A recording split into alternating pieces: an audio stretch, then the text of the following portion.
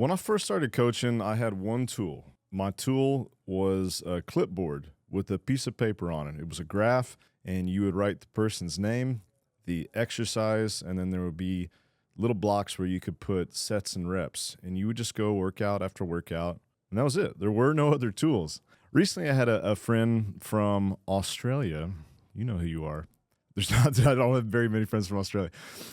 Asked what my tech stack was, and honestly, I had to look it up. I didn't know what it meant.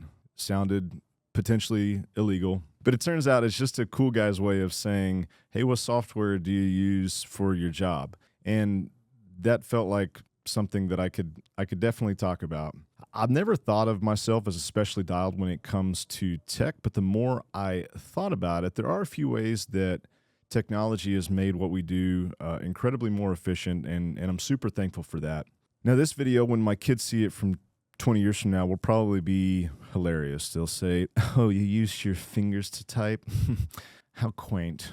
Or, "Oh, robots didn't feed you your food?" But hopefully there's some concepts that transcend time and space and could be helpful 100 years from now. So I look in technology in very simple terms. And for me, it's all around communication. If it improves communication between the coach and the client, I'm for it. If it improves the efficiency of a coach's thought process, or basically them communicating with themselves, I'm into it.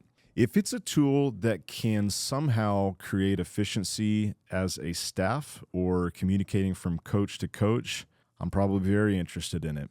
If, however, it's something that's just trendy or popular, but I determine that it's going to actually make our lives more complicated, I probably won't be interested in it long term. So I have 3 tools and then a few honorable mentions that I'd love to share with you in hopes that, man, it could start your own creative process and think, man, in this day and age, as I'm watching this video, what are some things that I could do to improve my communication on those 3 different levels?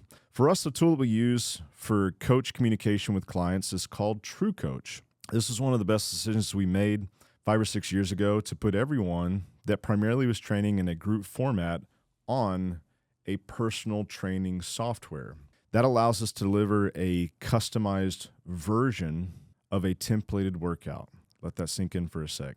That means that even though people are training in a group, we want them to have a point of contact and we want them to have an interpersonal relationship with a coach. And this is one of the tools that we use to deliver that.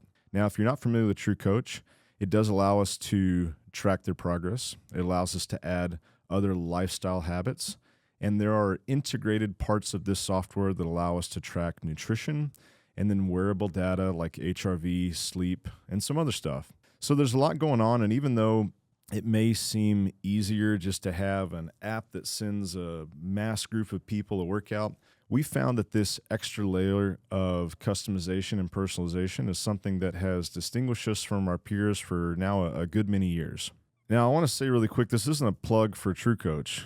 I actually think it's too expensive. We've gone through 3 ownership changes, and there's lots that I am frustrated about this tool that if I were to be with some person on the leadership staff in person, I might try to choke them. There's one rule of the house, and you broke it! But at this point, the concepts that we use it for are really valuable, and we're not willing to change. And so TrueCoach is a tool that probably is a keystone to the business that we've created at BPR. And the second is a tool that, as this video is recorded, is just gaining popularity. It's called ChatGPT, and this is a tool that I think can help your decision process become more efficient. So that category of what's happening between the coach's ears, this is a great tool. Now, for me, I don't use it for education. Generally speaking, I'm not plugging in questions that I don't know the answer to. I am plugging in questions that I do know the answer to, but I don't want to waste any bandwidth on answering questions that I already know the answer to. Are you with me on that? There are 3 ways that I find myself using this the most. One is for nutrition specifically. For recipes or even ratios of carbohydrates, protein, and fat, I will use this whenever I want to figure out the exact ratio or what that recipe might look like based on those ratios. Matt Sri Chan, dear friends from Colorado, are the ones that showed this to me, and it's been incredibly helpful. I also use it whenever I eat out. For example, if I'm at Chipotle, I will type, I want 70 grams of protein and about 80 grams of carbs. I don't want to eat tortillas or anything that has gluten. How would I do that? And it will pump out a response quicker than what I could come up with on my own. Another example is program design. Now, again, very specific questions will generate very specific answers. Let's say I wanted to train for some backcountry ski trip. I would not say, hey, write a program for me for backcountry skiing. I would pump in as much specificity as I possibly could. I would say I need a 12-week training prep program. I want it to be 2 or 3 days of supplemental work because I'm already exercising.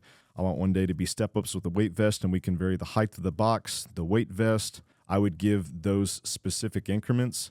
I would say the duration of effort needs to look like this to start, this to finish, and I would tell this robot that I want to make those incremental progressions over the 12 weeks. I would further say that I want zone 2 work to be progressive on these different modalities.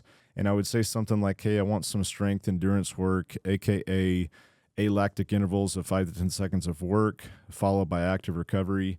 And that will give me a response basically like I created the workout myself.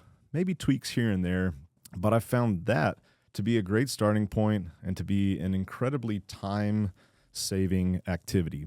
Lastly, I'm using this for group coaching and the preparation of the hour that I'm planning more than I ever have. Now, I've been coaching a group for 20 years.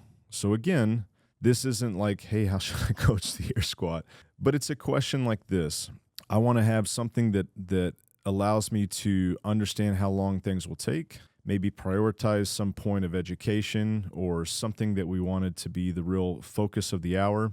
And I use chat almost like Robert Duvall in The Godfather. ChatGPT is my consigliere. I will take his wisdom and advice under consideration.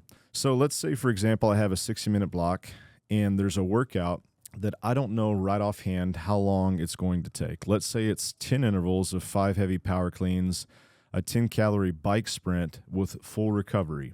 Now, I can make guesses, but it would be a lot easier if I just pumped that in there and said, hey, the base level is intermediate for the people that I'll be coaching, and we want full recovery. How long would that take? Based on how long that's going to take, I want to prioritize some parasympathetic breathing activity that we would do at the end. And so as we design a full hour, I want to make sure that I have that in there. It would pump out a response that would tell me exactly how long it thinks that will take. And then very quickly, I can start to move those pieces around in a time-saving manner. Last but not least is a tool called Slack. Slack at this point is ubiquitous. You can find it in lots of businesses. I don't see a lot of fitness businesses use it, at least those guys that I know, and I ask, hey, how are you communicating with staff? They'll say like, oh, we're just doing text, or oh, we just do it in person. And there's nothing that we use more on a day-to-day basis than this tool. This tool has lots of different functions, but primarily it's a communication device. There are direct messages. You can have certain channels where there are particular topics that would go within that category. It's where we track all of our meetings. We have notes every time that we have a meeting.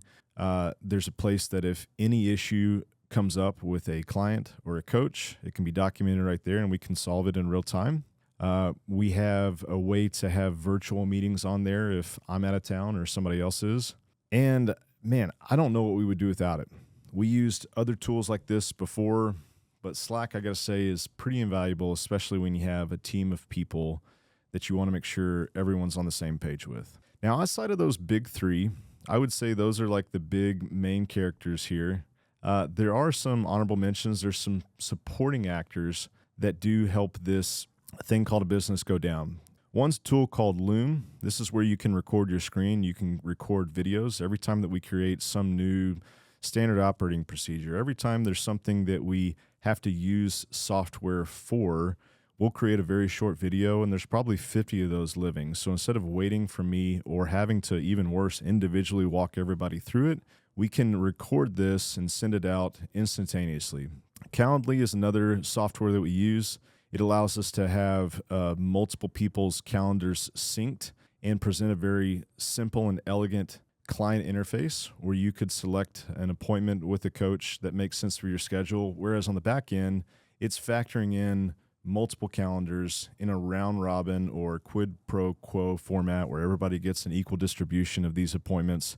And it's been incredibly helpful, and it looks really professional too. We use Typeform. We're constantly asking clients for feedback. We send something out called an NPS, or a Net Promoter Score, which is basically just a way of judging client satisfaction. It's the way that we get Google reviews. It's the way that we take any new design or implementation and see if it actually landed well. That's a really important tool. Canva is something that we use to create graphics, social media content. That's also really popular, but I don't know how we would do business without it.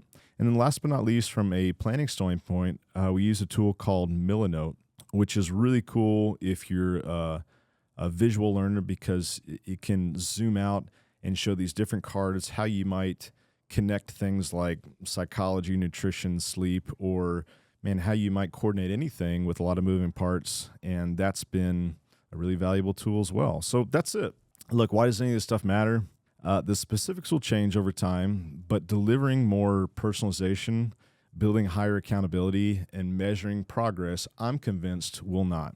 If you're ready to see some of the stuff in action, or maybe just feel like you're a part of a very efficient process, subscribe. Come visit us at BPR.